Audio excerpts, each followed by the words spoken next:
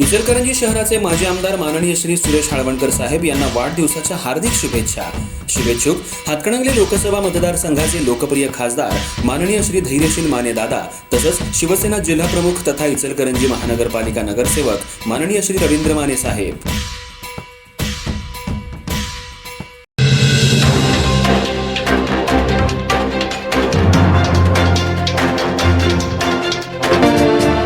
महाराष्ट्राचं आराध्य दैवत छत्रपती शिवाजी महाराज यांच्या राज्याभिषेक दिनानिमित्त दुर्गराज रायगडावर 5 आणि 6 जून रोजी भव्य शिवराज्याभिषेक सोहळ्याचं आयोजन करण्यात आलंय।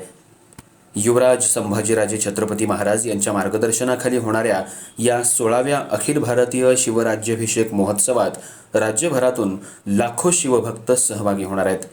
यंदाही इचलकरंजी गिरीभ्रमण संघटनेच्या वतीनं 85 मीटर लांबीचा मानाचा भगवा ध्वज रायगडावर फडकवण्यात येणार असल्याची माहिती पत्रकार परिषदेत देण्यात आली। छत्रपती शिवाजी महाराजांचा राज्याभिषेक सोहळा हा महाराष्ट्राच्या इतिहासातील सुवर्ण क्षण मानला जातो। 6 जून 1674 रोजी रायगड किल्ल्यावर छत्रपती शिवाजी महाराजांचा राज्याभिषेक झाला आणि हिंदवी स्वराज्याची अधिकृत स्थापना झाली। स्वाभिमान, पराक्रम आणि स्वराज्याचं प्रतीक असलेला हा ऐतिहासिक दिवस दरवर्षी रायगडावर मोठ्या उत्साहात साजरा केला जातो। यंदा 5 आणि 6 जून रोजी होणाऱ्या या सोहळ्यासाठी राज्यासह देशभरातून लाखो शिवभक्त रायगडावर दाखल होणार आहेत।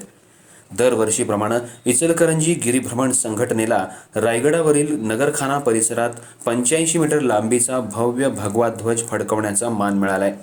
या मानाच्या ध्वजाचं पूजन 4 जून रोजी इचलकरंजीतील शिवतीर्थ इथं करण्यात येणार असून त्यानंतर ध्वज रायगडकडे रवाना केला जाणार आहे। दरवर्षी रायगडावर 4 ते 5 लाख शिवभक्त उपस्थित राहतात। त्यामध्ये इचलकरंजी शहरातूनही 4 ते 5 हजार शिवभक्त सहभागी होत असतात। यंदा टाकळी येथील एका शिवभक्ताच्या वतीनं सुमारे 50,000 शिवभक्तांना कोकम सरबताचं मोफत वाटप करण्यात येणार आहे।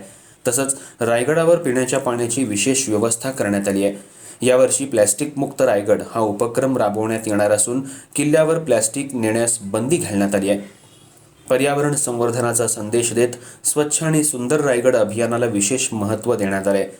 सोहळ्यादरम्यान विविध सांस्कृतिक, ऐतिहासिक आणि पारंपरिक कार्यक्रमांचं आयोजन करण्यात आले।